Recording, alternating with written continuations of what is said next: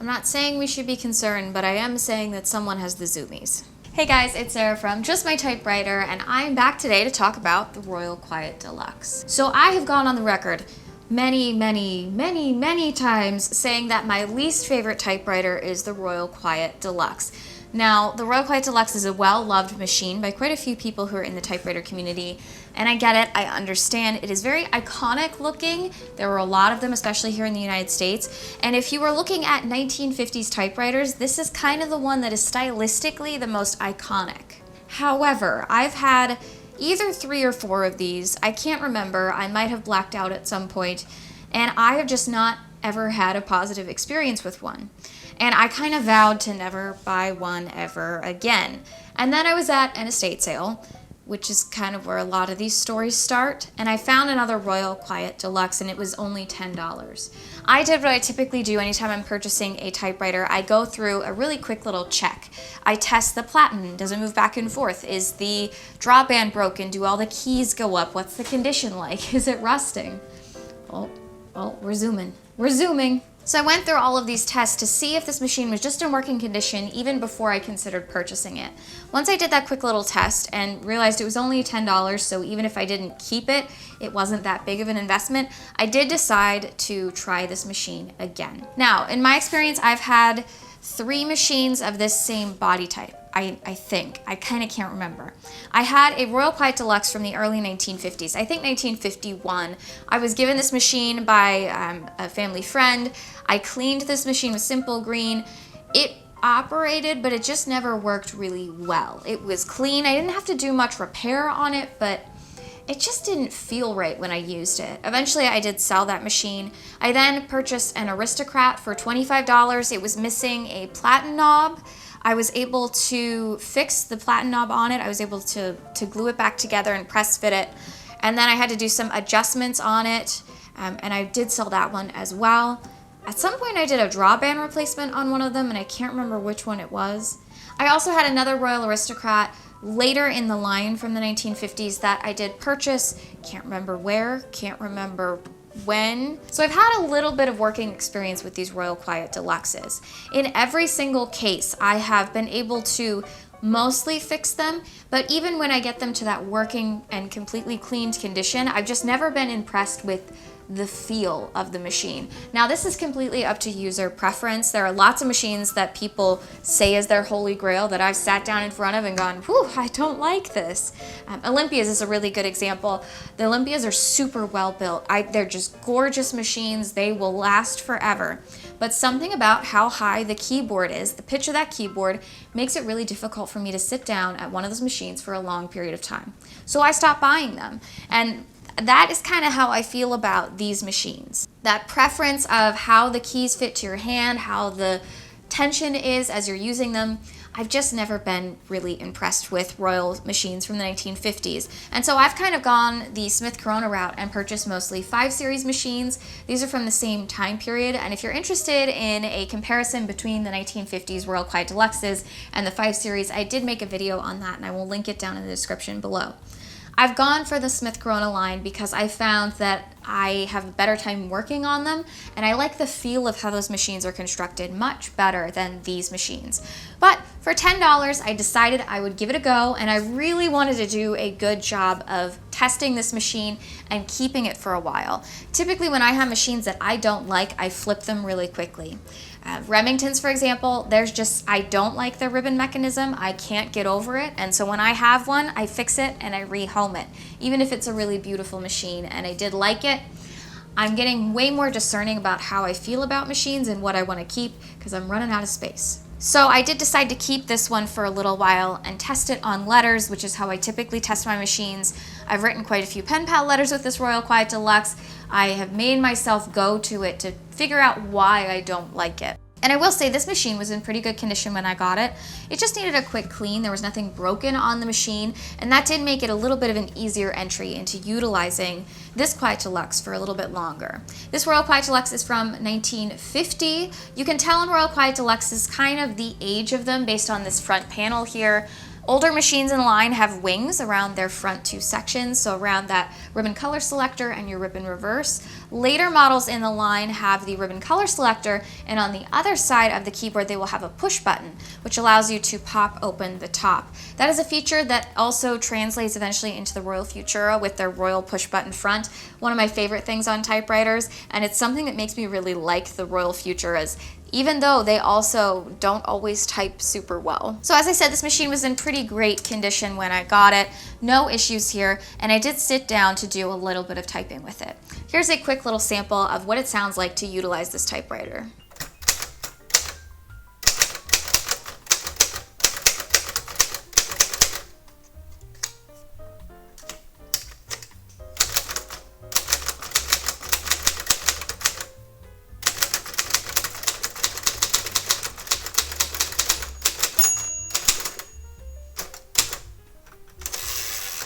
As I've been working with this machine, I've started to notice some things that I don't like on it, and I'm able to articulate them a little bit better because I've given it quite a good chance of being used.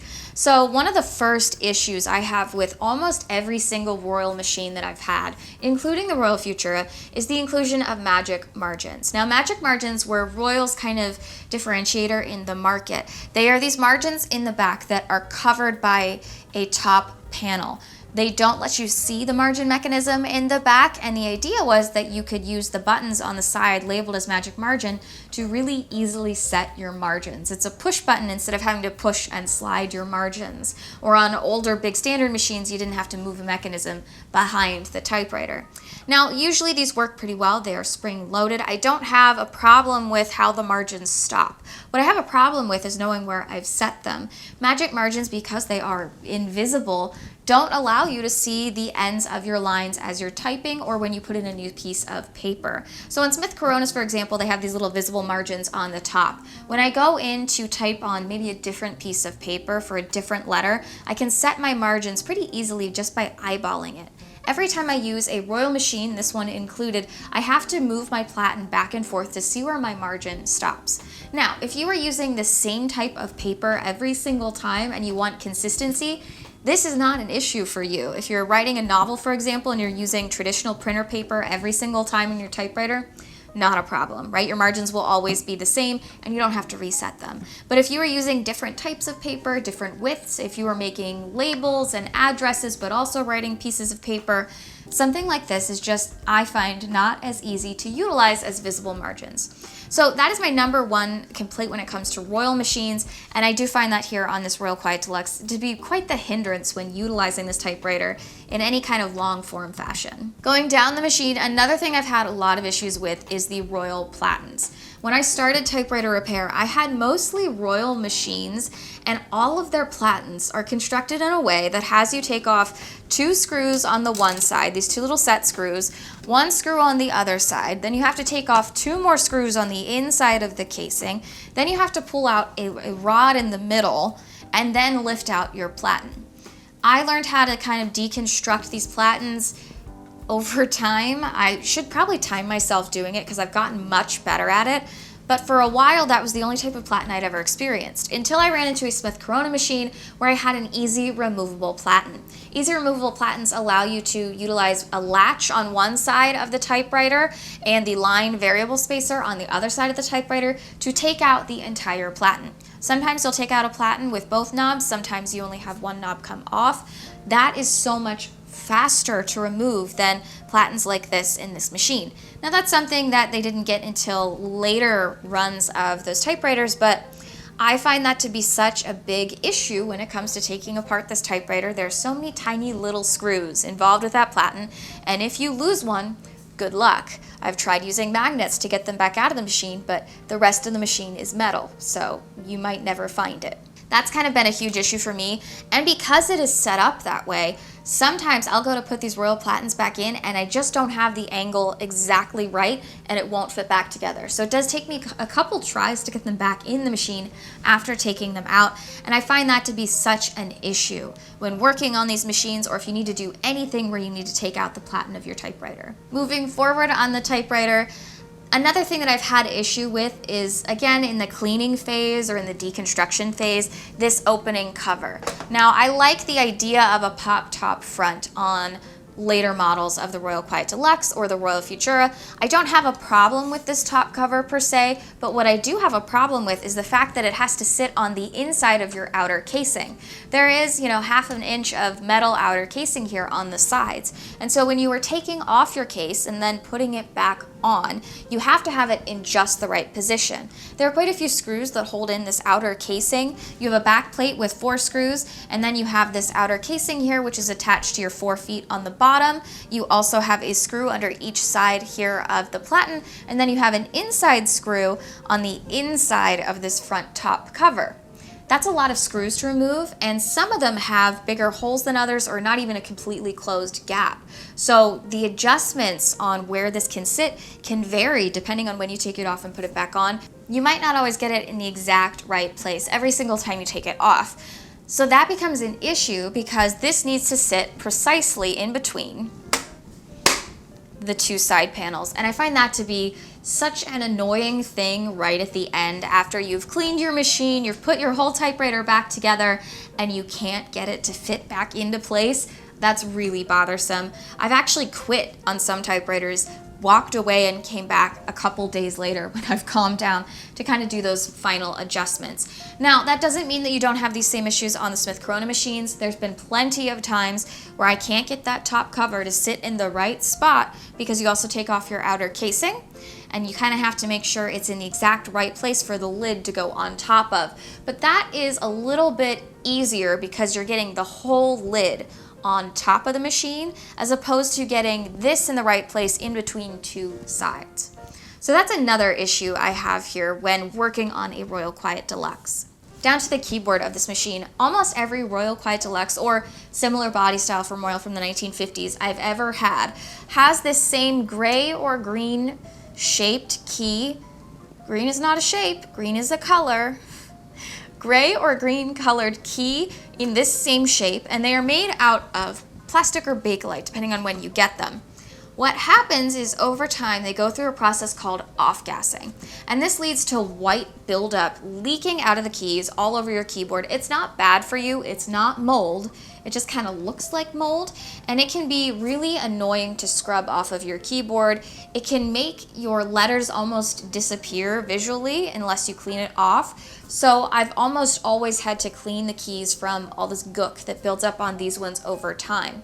So I've used a mixture, a chemical cocktail of things to remove these off-gassing parts. Honestly, I mostly use Simple Green at this point. I will drench the keys, let them soak, go in, wipe it off, take a toothbrush to it. Sometimes it is so thick or crusty that I will go in with a flat screwdriver and scrape at it until it comes off and then drench it again.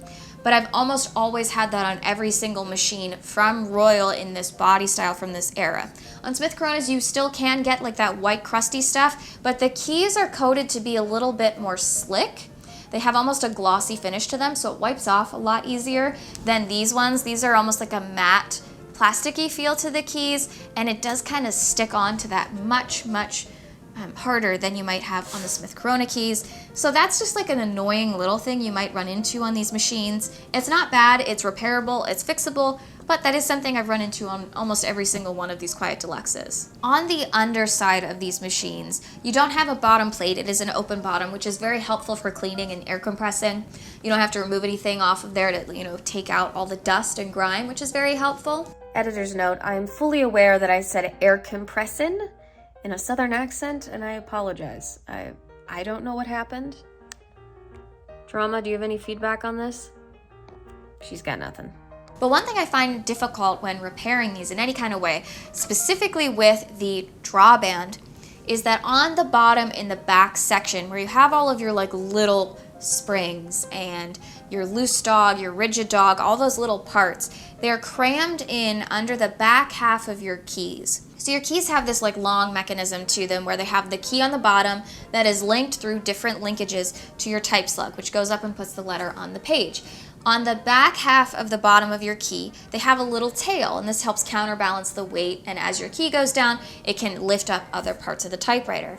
This tail is so long on the back of these keys that it covers the other sections of your typewriter where you might need to do mechanical work. So in order to work under there, you have to work in between key bars. It can be a little difficult to get light in there. It is all coated black, which just absorbs light as you're trying to work under the machine. And so that can be very difficult. It's so tight in there and layered on top of each other that anything that goes wrong may lead to quite a few other issues. On Smith Coronas or other machines that I've worked on from the 1950s, you have a little bit more space under there. You might not always be working under key bars, and often they are silver or metal. They're not coated in anything, so you can see stuff a little bit better when you shine a light on it. That sounds like such a minor issue, but it really can, when you are working inside there, limit the visibility inside the machine. And so that has been a huge issue for me working on these machines. I can't see what I'm doing, and it's all stacked on top of each other to the point where it's much easier for me to want to give up. That's on the construction side of these machines. I mean, they are metal, which means they are leagues above some of the plastic machines that come out much later in like the 80s and 90s and even today. The profile of these machines is quite elegant. They are a little bit less wide and a little bit taller than your Smith Corona machines. So it does kind of give them that very specific look of the 1950s, which is nice. They're a little bit more compact than some other portables. I mean, this compared to an Olympia, it's like this is so much less heavy than any of those machines are. So I do kind of like that about them. They are classic. Depending on what finish or what color you get, they did come in a variety of pastel-like colors. You might see a pink one every once in a while or a blue. The white and the yellow were a little bit more difficult to find. Those come in that more glossy enamel paint finish, whereas a lot of them come in this more textured gray or brown finish for Royal Quiet Deluxes. That is standard, and the nice thing about textured finishes is these were designed to help reduce glare. So if you were staring at your typewriter for a long period of time, you wouldn't get a headache from so much glare. So I kind of like that about these machines. You can get them in a variety of colors. You can also get other machines from the same era in a variety of colors. So don't let that be your deciding factor. If you want a pink typewriter, you don't have to only get a Royal Quiet Deluxe. There are other options. So I think that is, another aspect of it is the appearance, the aesthetics of it. When it comes to typing, what I find is because of the way they are constructed, there's a little bit of what we call slop, which means that as you press a key, it doesn't instantly press up on your type lever or your type slug. So you could press a key and it takes you a little bit to feel any tension in order to press up your type slug. That slop, and it can shake up and down and back and forth, can lead to not as consistent of a feel of typing. It is just a little bit of a lighter feel. It's not super tense feeling, but it can impact how you utilize the machine or how it feels when typing. What I find is it just feels kind of messy. So, excuse me. It just feels kind of messy. I'll be typing on a machine. I don't always think that the lettering looks super consistent. I don't always feel like it feels very good. Sometimes they slide. That's not just them though. Ultra Portables will do that as well. They're not heavy enough to kind of ground themselves. So as I'm typing, the machine starts to go, as my grandfather would say, cattywampus. So that is something to consider. That is the plight of portables. You're not going to get that on a desk standard, but I find that specifically in this machine, it just kind of feels less composed than other typewriters from the 1950s. Another issue I've had on every single one of these models is as I go back over to start a new line, I will go all the way to the margin and the carriage itself will advance one space. And I can't get consistent lines on the left side of my page because every time I hit the margin, it clicks in one space. Sometimes it clicks in two, sometimes it clicks in one, and it's not exactly where my margin is. It just bounces forward a little bit. I don't necessarily understand that. I don't have that same feeling on Smith Corona machines. I've had that on every single Quiet Deluxe or 1950s Royal I've had. Something about going over to the left side of the page, I get inconsistent lines on the side, which can also make your paper look messy, just like typing on it can. Another aspect of this is also the carrying case that it comes in. A lot of Royal Quiet Deluxes come in those tweed style cases. You'll see those all over the place. Royal Futuras also came in that case when you're in the lower levels of the model. They're everywhere. They're a little hard to clean on the outside because they're textured. It's not the same as like a Samsonite case, which is very easy to clean. You can very easily mess up the finish of those cases if they get wet or, baked in the sun too long. On the inside, they have almost like a papery texture. I've had them mostly in red. I've seen some in teal. But what I really dislike about the cases is how the machine fits into it. So when you set the Royal Quiet Deluxe in, there is a back little lever that you slide onto. Then you have 4 sections for your feet to slide onto a pole, and then they snap into place using these levers in the bottom of the case. Now, that makes it very secure, which is great. However, if you do not get it on those every single time, it can be very difficult to line it up. I find that it takes me 2 or 3 tries to get a Royal Quiet Deluxe back in the case because it has to slide onto 4 separate sections at just the right angle, and every time I try to latch in those latches, they're not always hooking onto the bottom of the feet. So I find that very, very not user-friendly compared to something like a holiday case, which snaps in, feels secure, but doesn't have as many contact points for the feet. Okay, that was a lot of negative all at once. This machine can be a good typewriter. If you are not looking for something to use on a project every single day, if you're not looking for a workhorse, need it to write my next novel kind of machine, if you want something that's a little bit more portable but not as lightweight or as skittish maybe as an ultra portable, this can be a very good option. There are tons of them here in the United States, so you might find these pretty frequently. There's a little bit more accessibility when it comes to purchasing a Royal Quiet Deluxe. They're also pretty popular, so a lot of people know how to fix them, which is great when it comes to professional repair techs. Oh, one other thing I should mention here is that one great thing about the Royal Quiet Deluxe is I've never had a problem using a universal ribbon replacement inside of these machines.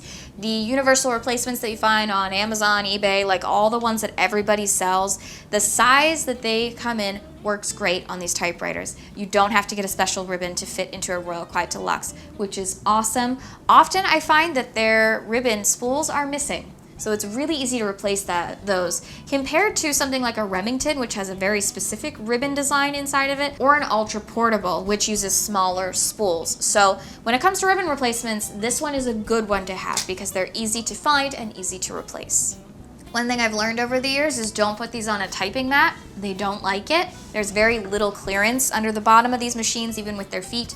So that is something that I've not been able to ever use on these, because if you get something too thick underneath them, it just messes up how far of a clearance those keys have underneath to type. So I don't ever use these with the typing mat. I just haven't had good luck with that. So all of those things can really lend this to being a solid machine.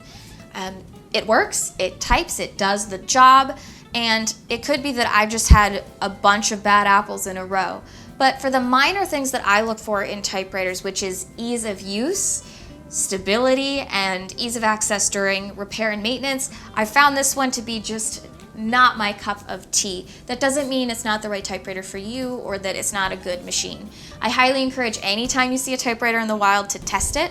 Don't invest your money in something that isn't going to work for you, whatever those qualifications are for you. So always test these machines. You can find parts for these pretty easily because there are so many of them. They're not bad for a first typewriter. In fact, a lot of people have their Royal Quiet Deluxe as a first typewriter. A lot of people recommend these for younger users. So if you're trying to get a typewriter for your kid, this is a good option because there are so many of them, and they're pretty intuitive to use, as opposed to some machines that are confusing because they've got buttons everywhere and they don't make sense. I'm looking at you, Olivetti. So I think these are good starter models for a lot of collectors. And this might be the machine that you love, and if so, I'm so happy for you that you found something that you like. This doesn't mean that I don't like all Royal Quiet Deluxes. I haven't tried the 1930s style or the Dreyfus style of the 1940s. I've heard very good things about those machines, as well as just kind of liking the aesthetic of the Dreyfus model. It's very square, very ornate, and it's the last one to have glass top keys. So I love the look of that one. I've never had the opportunity to try one. This is kind of the cheaper version of that, and it's just not my favorite. So when it comes to typewriters that I will not be purchasing, I might be willing to give the Quiet Deluxe another shot. That being said, if you are looking for a machine that I absolutely do not recommend ever to anyone, that would be the Smith Corona Corsair Deluxe. Don't do it to yourself. It's not worth it. If you're interested in more typewriter content, I do have some other videos here on this YouTube channel, as well as an Instagram at just.my.typewriter.